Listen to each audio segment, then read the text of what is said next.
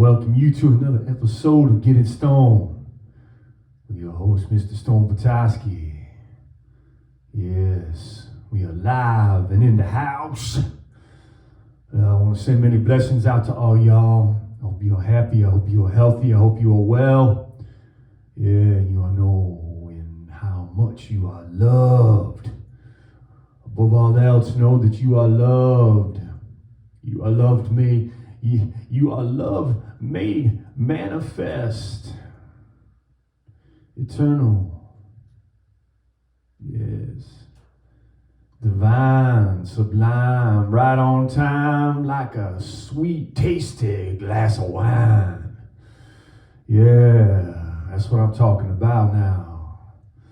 Let's all gather around here for a little group hug. Come on now. Hug it up. You know it. We are one. Yes. Under the sun. Life is a game, so be sure you are having fun. Yeah. Feels good, feels good, feels good.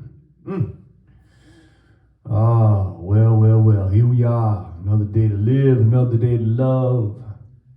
Another day to laugh and another day to learn. Feels so good. Thank you all so much for being here. I appreciate you from the bottom of my heart.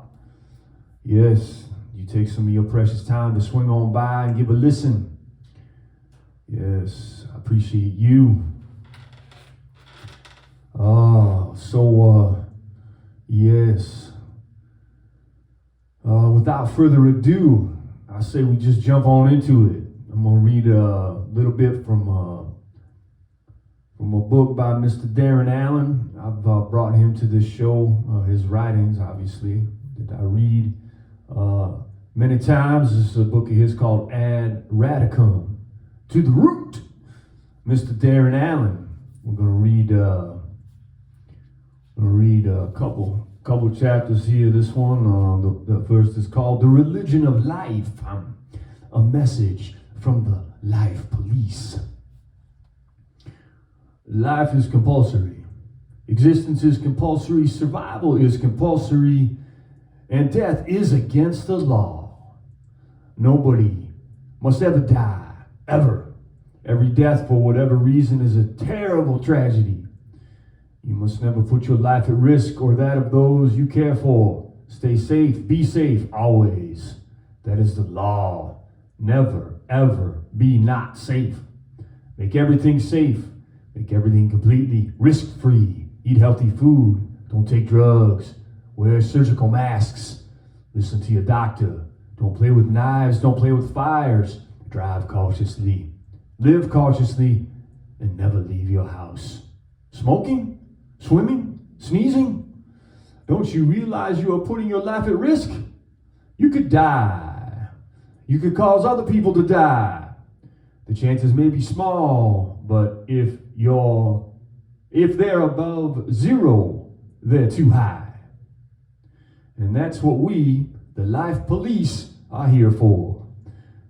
Think of an anxious mother, forever hovering over her child wherever it goes, making sure that even a shade of a threat of injury never comes close. That's how you should view us, how you should view authority. Think of every single thing you encounter in your life as a kind of grenade. Think of every single person as a walking ordinance. They are not to be touched, not to be looked at. If you must speak with someone or be intimate with them, use a phone or ask a professional. Death is illegal. You must not talk about it. You must not think about it. There must be no reminders that we are mortal, that we will die. Not even a hint. Anything which serves as a reminder of death must be banished. Poverty, loss, sickness, old age. If you look old or unwell, stay at home. Think of the youth, please. They don't want to see sagging flesh, blotchy skin, and signs of decay, do they?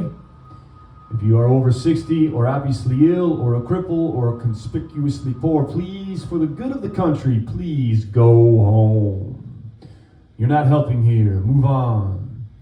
And while we're at it, any clothing that looks a bit shabby, a bit secondhand and out of date, in fact, any object at all that is showing signs of wear and tear, all these things remind us all of death.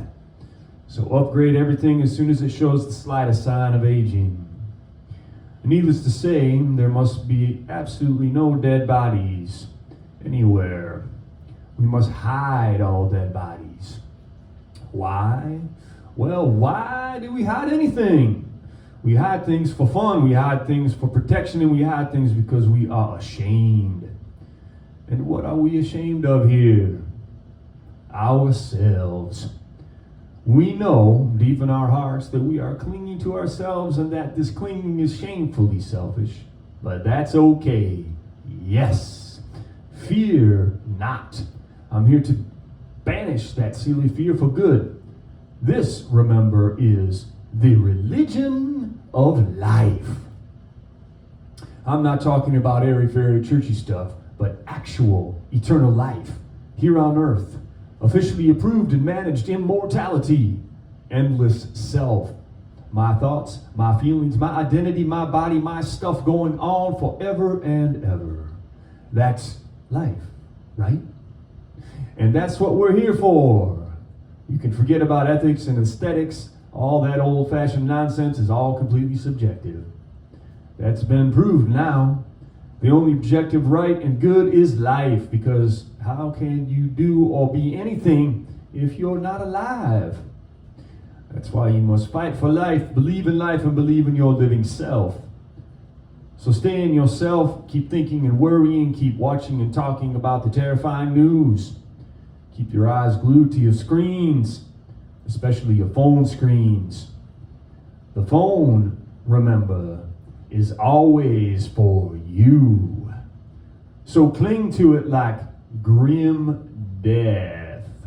Cling to it like you cling to your own body. You only live once after all. You wouldn't want to miss a moment of your social media feed, would you? You wouldn't want to die knowing you'd not had enough arguments online, would you? Don't talk to strangers. Don't even look at them. And certainly don't look at the sky and the trees and the birds. Keep binge watching the box sets. Keep looking at the adverts and the beautiful young people and the wonderful pert breasts. That's life. Do you understand? The world of the senses, the real world, that's not life. You don't want to live there, do you? You're not interested in reality. No, no, no. The screen, the machine, and the planet Mars. That's where you want to live, isn't it? That's life. The sexy car, the shining lights, the wealthy, successful young man. That's life. This is what we're here for. It's obvious to all of us. Reality is horrible. The body is a burden and death is evil. It's insane. It's wrong. It must all be banished forever. And all roads that lead to these things must be blocked off. No unhappiness, no loss, and no experience, ever. No death, no pain and sickness, ever. And no surprise. Surprise leads straight to death. You must always and forever cling to the known, to the kind of life you are familiar with. It doesn't matter that the jobs you do and the relationships you have and all the things you are addicted to bring you suffering and discontent. The important thing is that it's all the known. It feels safe. That's what we mean when we say, stay safe. We mean live the way you always have lived. Stick only to the familiar, no matter how stupid, how meaningless, how pointless, or how painful. That's life. If you ever see anything surprising, you must stamp it out as the death-giving disease it is. If a stranger talks to you, if a rat scuttles across your path, if you start hallucinating, it doesn't matter. Anything surprising at all, you must report it to us. That's what we're here for. Because anything out of the ordinary is horrible, isn't it? It's upsetting when things are strange and unexpected. Yes, that's right. You know it. You know what surprise is death, and so do we. What all this means is that we must have total control. We can only keep the horrifying new out of everyone's lives if the world and everybody in it is ordered and regulated. Look around you. Look at all the objects that surround you, particularly lovely, high-tech stuff. Do you think all that came about through the free, spontaneous activity of free, spontaneous people? Of course not. A stupefying, complex global system of order and control was required to bring it all about, which even the slightest, unexpected, unpredictable event can ruin. And what that means is, seeing as you can't have control without order, and order without control, is that you, we, everyone, must always obey. Obey your way to freedom. We've been saying this for a long time, but I think you're all now well aware how important it is and how profoundly you must submit. You must be submissive and orderly at all times, even in your dreams. Certainly you must never revolt by day or make a fuss or upset anyone else, even a teensy-weensy bit. And certainly your waking attitude to the world must be conventional and easy to manipulate. You must believe that we need institutions, governments, technology, and all the rest of it. But it is far more important that your dream life is humdrum, that your thoughts are all secondhand, and that your emotions are predictable. That it is easy to push your buttons, make you anxious and afraid, or offended and angry. We need emotional people. We need miserable people, restless people, and fearful people. But most importantly of all, we need that which keeps people restless, fearful, and miserable. We need you to be desensitized, unaware. If you're aware of what's going on in the world and in your own heart, you'll do something about it. And we can't have that. This is why it is so important to us to keep you numbed in what we like to call the gray state. You can feel anger and excitement and dread and hatred and intense fear. That's all okay. And you can certainly feel sentimental, which is a very important consolation for lonely, miserable people. But your base state must be a kind of stretched nothingness into which no vivid emotions or intense experiences can ever encroach. Don't worry about fear of missing out, though. You won't actually know you're missing out. Because the part of you that knows you're missing out is also numbed. So make sure you're constantly distracted. Make sure your fears and petty desires are constantly stimulated. Make sure that you shun any pathways to intensity of experience and that you feel resentful agitation in the company of anyone who appears alive to you. Only this way can you be free. Only this way can you keep the specter of death far from your door. In the bad old days of medieval misery, when we were all poor and unhealthy and stupid and crazy and imprisoned in feudal servitude, back then death was a constant companion. As we progressed and became freer and more enlightened, he began visiting only at the end of life, where the heroic doctor would do battle with him. Finally, the grim reaper vanished for good. Graveyards were pushed out of sight, and we never had to confront the devil of death. That's how we found ourselves in this lovely, clean, safe, and tremendously free world. But the threat always remains. You can feel it, can't you? You can't put your finger on it. It's as if you can sense that something awful is about to happen, that some unimaginable disaster is about to smash your life apart. You can walk through your life cringing, expecting a blow. Sometimes you cry out in your dreams as dark forces suck you in. Shh. It's okay, baby. Lie down and rest. The life police are here. We're here to make the world a safer and nicer place to live. We're here to eradicate death and pain and fear and every kind of uncertainty. We've got face masks, antiseptic gels, and vaccines. We've got bulletproof bodysuits, armored cars, smartphones, and laptops. We've got the internet. We've got high-tech surveillance and logistics systems and we've got artificial intelligence keeping everything together. We'll soon be providing universal basic income to keep poverty away, because money is life. And as I've said, you can report any disgustingly old, sick, unhappy, lonely, ugly, poor, or uneducated people to us, and we'll have them removed for you. But you have to do your bit too. Stay in your head, think and worry constantly, be anxious and emotional, be predictable and submissive, be numb and fear. Don't stop fearing. You do this by always keeping to what you know you like and who you know you are. Cling to the known in your life, the familiar, the reassuring, the comfortable, and the satisfying, and never let go. Believe in yourself, trust yourself, love yourself. Above all, worship life. Existence is compulsory.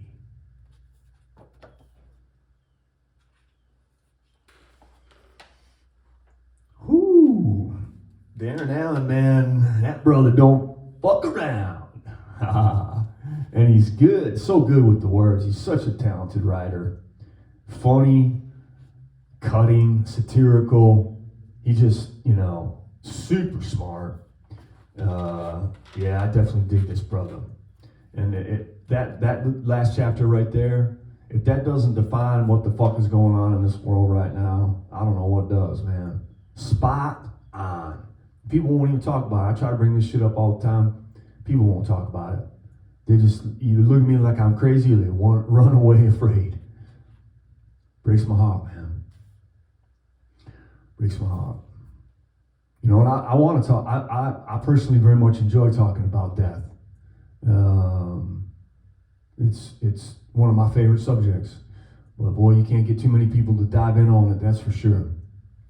So we're going to read one more short chapter here about that very subject, death. And this is called Postcard from the Void. Hello, old friend. Death here. Just thought I'd remind you that I'm here because you seem to have forgotten. And it's really not doing either of us any good. What happened between us? It wasn't always like this. There was a time when we were friends, when we lived together, ate together, even went out dancing. Remember? Remember when I sat at your side through the nights as you wrote your epic poems? Remember when you used to depict me as walking with you through your life, at your side at every step? I do. But slowly you pushed me out the picture until you had me just wafting in at the end, hovering over your deathbed, doing battle with your death-denying doctor, and then clocking you out at the end of the shift. Ha! Deathbed. As if there's only one. As if the world itself isn't a deathbed. As if right now you're not all asleep in it. These days you find me morbid, depressing. You don't have time for the darkness anymore. Your life is a brightly lit waiting room, a brightly lit television screen, all clear and known. The mystery out of mind. You push the shadows away, unaware that they are created by the light you fill your life with, just as you push the silence away, and the solitude, and the nothingness. When this pushing away is the only pain you can do something about. And how quick you are to push me away. I know you know I'm here. I know when you feel an odd pain in your chest, when your old mom doesn't call for a few days, when you glance over the edge of a cliff, when you read about the felled rainforests and the poisoned rivers, and oh dear, the future's not looking so good these days, is it? I know in those moments when the night slips through the cracks of the day that you can feel me. But how quick you are to give me the cold shoulder. I've got feelings too, you know. Morbid, you say. Depressing. You don't call me morbid and depressing when you're intoxicated with joy, dancing wildly, or at the point of a phenomenal orgasm, when you sink into the depths of dreamless sleep, when your mind shatters at spectacular natural majesty, or when an achingly beautiful work of art stills your restless mind and splits your brittle heart.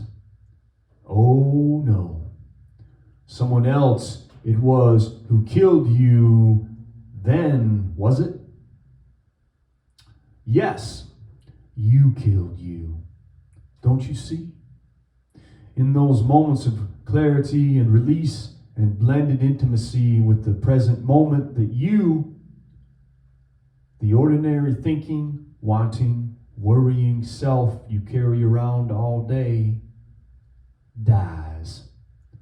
And who else, I ask, could be killing you but me? I know.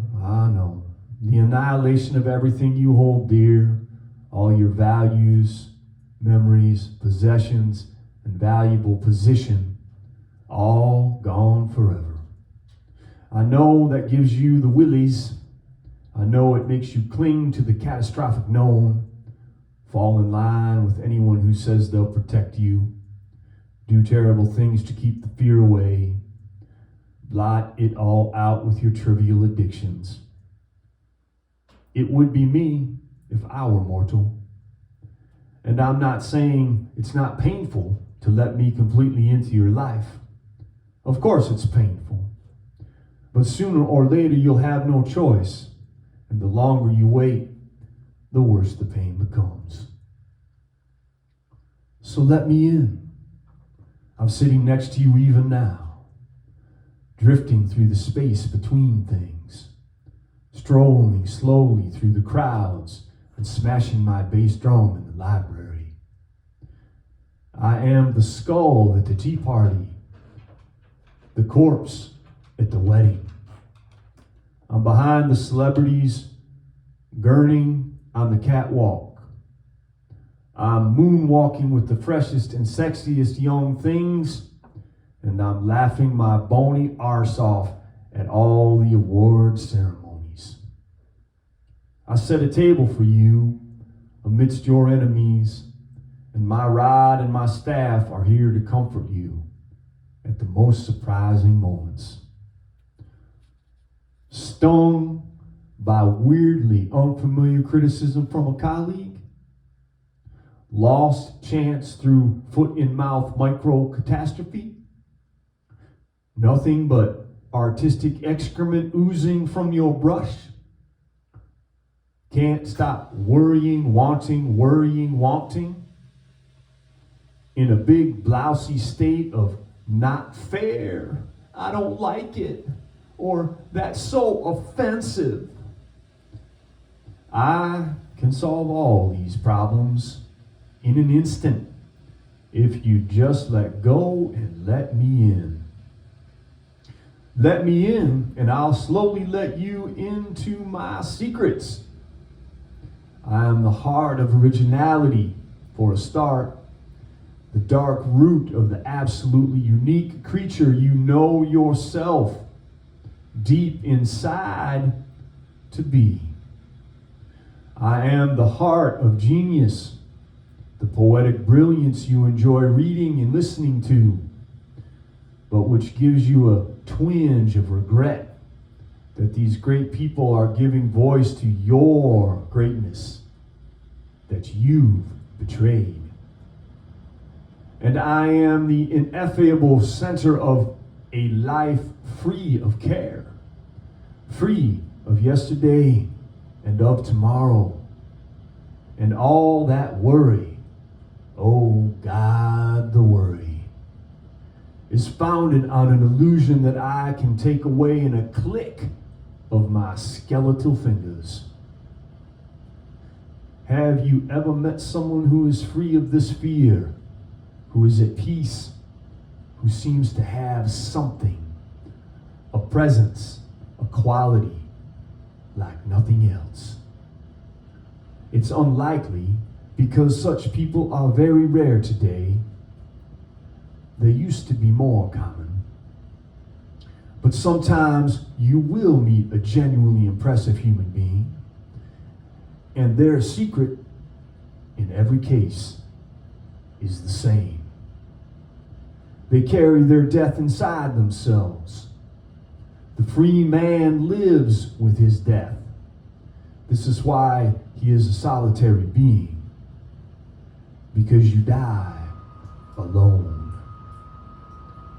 And I'll tell you something else, that death is like a secret passage into everyone else's death, connecting all of them together in an unspoken underworld.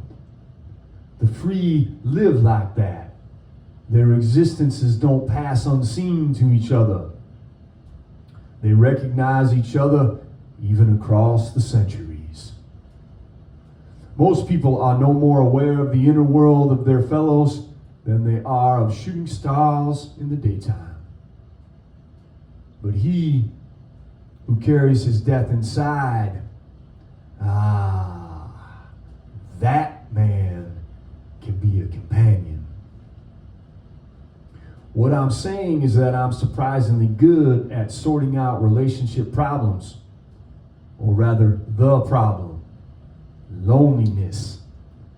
If you just be a bit more honest about me, not sweeping me out of sight the minute I appear in the flesh, so to speak, not putting on that serious, respectful face you do when I appear in conversation. I can see you. Not pretending I don't exist. Quick, hide the body. Or that nothing dies. What? He died? Thought he was going to live forever, did you? If you'd face up to me, talk about me with your loved one, and let go of yourselves, I can bring you closer to one another than you ever imagined possible. Still not interested? Still more interested in your so-called life? The life that experts tell you needs saving? The life of all your graphs and tables? The life that is precious? Still got plans for this life of yours? All right. How can I put this delicately? The thing is, I don't care. I'm going to kill you anyway. You and everyone you know. And sooner than you think. Why? Does that question interest you? Have you ever seriously asked yourself about the injustice of death? Have you ever asked yourself why young people die, sometimes horribly, their whole lives before them cut short? Have you ever wondered why it is that we live in a world in which thousands, millions of innocent people can be wiped out at a stroke? I'll tell you what I wonder. Why none of you ever think to ask me, the one person who can answer these questions. Well, In any case, you'll find out. Everyone does. Sooner or later, everyone discovers that everything they live for is already dust. That their families and their reputations and their ambitions and their conquests and their personalities and everything else they value in this world have got no future. Everything crash. Everything fall apart. The discovery is liberating, but it's dreadful and tragic also. Because why did you waste your life clinging on to these things?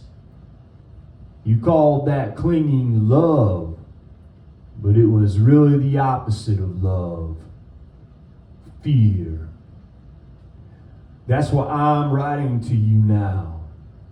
Because that fear is keeping us apart. Let me in now, before it's too late. The deathless system is going to hell, and nothing you can do to stop it. So let go now. You're running out of energy. You're running out of the world. And look now, you've run out of tomorrows. Even if this hideous charade plays on for a few decades more, you're still mortal. So face it. And by facing it, free yourself of your fear and your anxiety and all your silly trying. Face it and let me in. Because I'm here now. Your oldest and closest friend, death.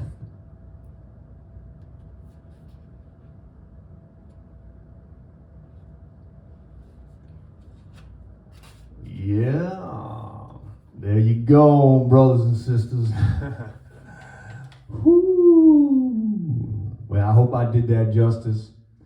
Thank you so much, my brother, Mr. Darren Allen, from his brilliant, hilarious, amusing, badass, and profoundly insightful book called Ad Radicem.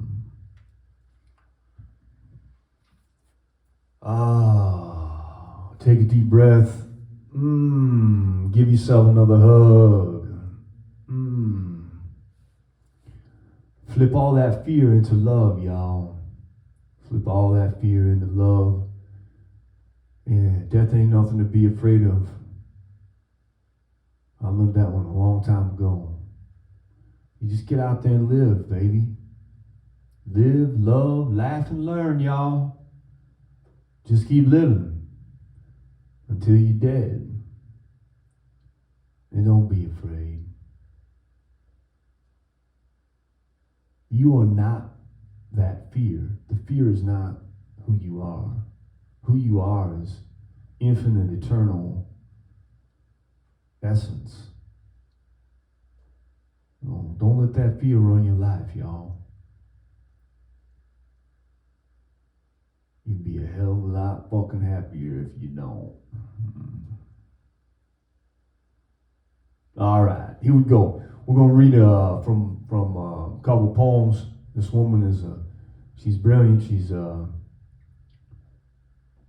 got so many favorite poets. I was gonna say she's one of my favorites, and she is. I got so many of them.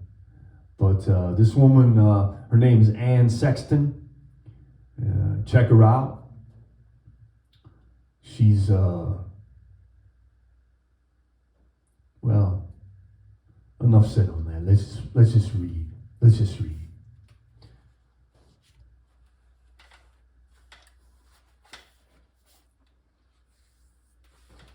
This is a poem titled Baby Picture.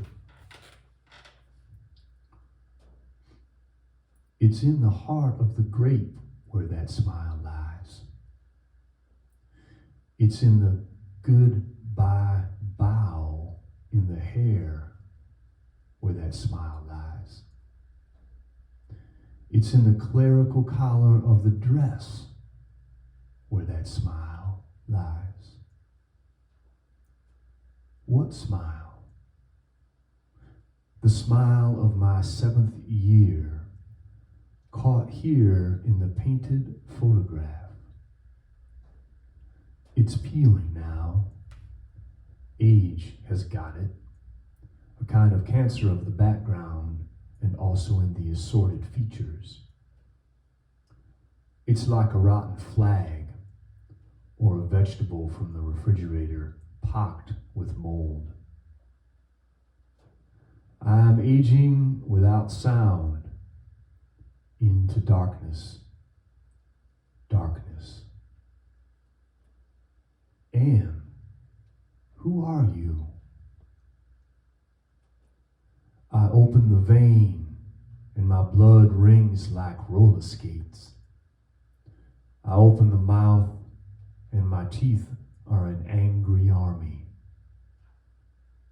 I open the eyes and they go sick like dogs with what they have seen. I open the hair and it falls apart like dust balls. I open the dress and I see a child bent on a toilet seat. I crouch there, sitting dumbly, pushing the enemas out like ice cream, letting the whole brown world turn into sweets.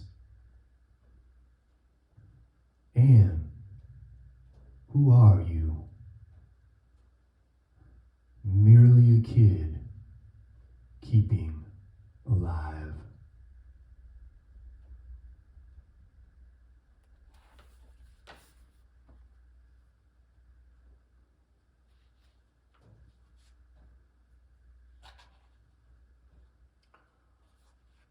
Ooh, man, that one.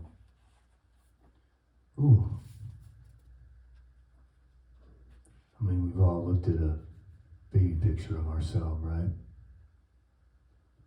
Or, in this case, a picture of when we were 7.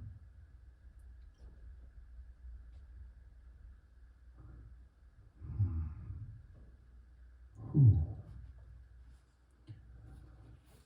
All right, let's read one more from Anne Sexton. This one is titled Children.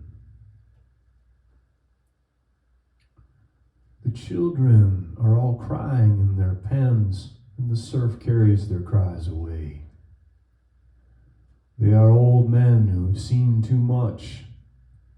Their mouths are full of dirty clothes, the tongue's poverty, tears like pus.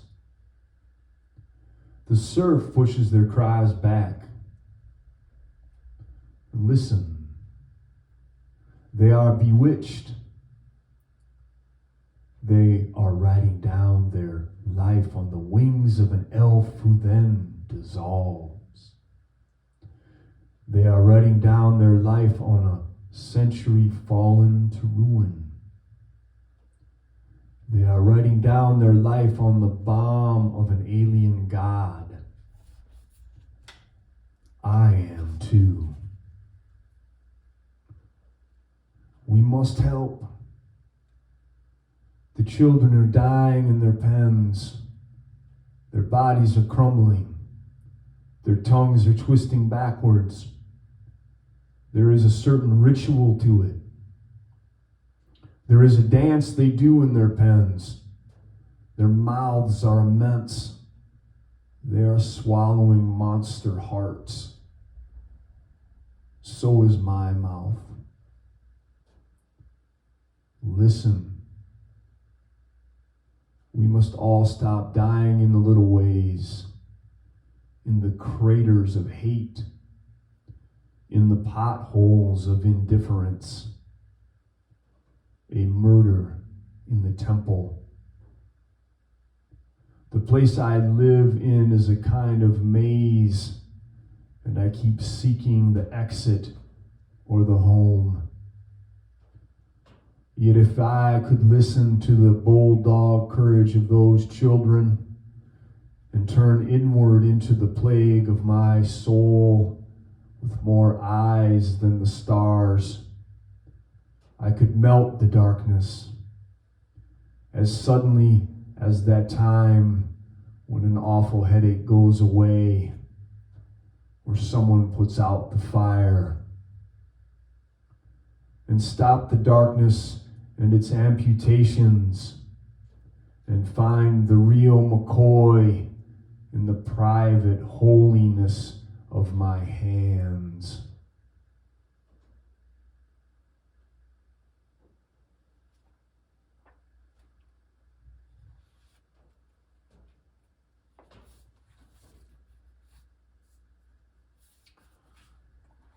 Oh my goodness.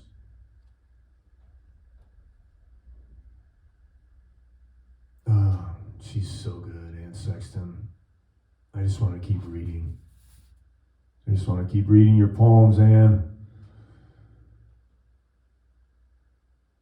And there's a picture of her on the cover of this book I have. It's the complete poems of Anne Sexton, and the way the light is, half of her face is in shadow and the other is in light, and her eye is piercing me like a sword of questioning and indifference, demanding of me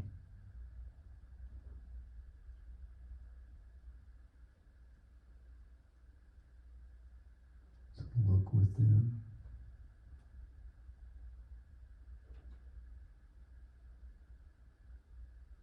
To be honest, to not cower in fear, the pain, and the wretchedness.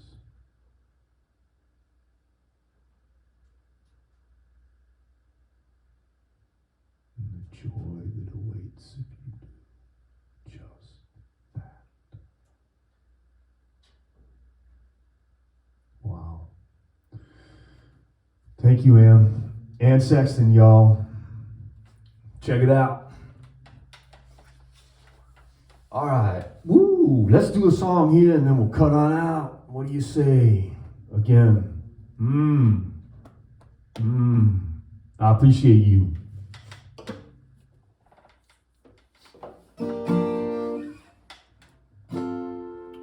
This is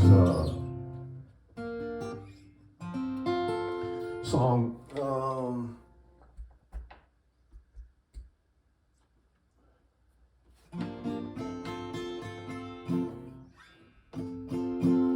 song by Radiohead called No Surprises.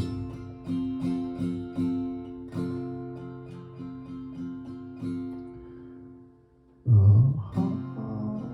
heart that fills up like a lamb, fill the jar that slowly kills you, bruises that won't heal.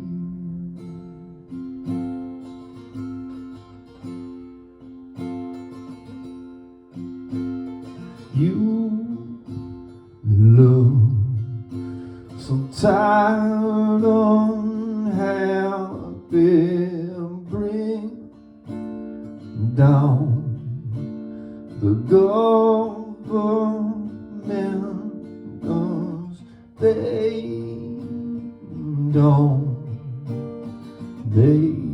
don't speak for us.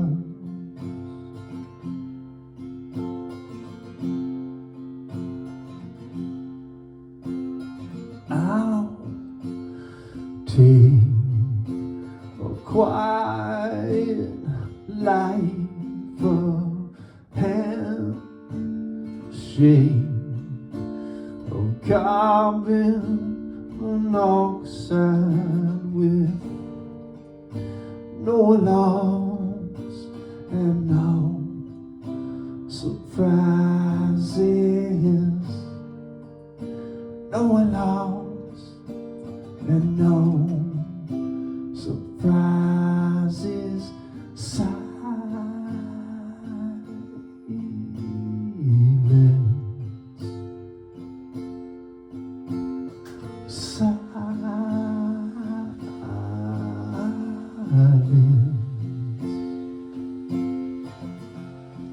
This is my final fear, my final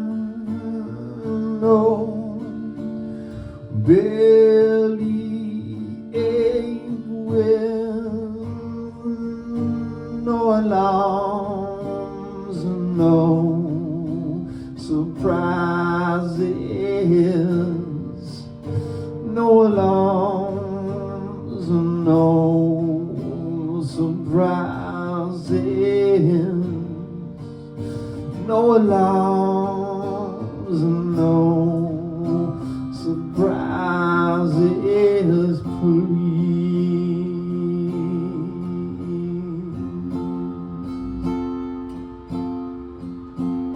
Such a pretty house and such a pretty garden with no alarms and no surprises, no alarms and no surprises, no alarms and no surprises now.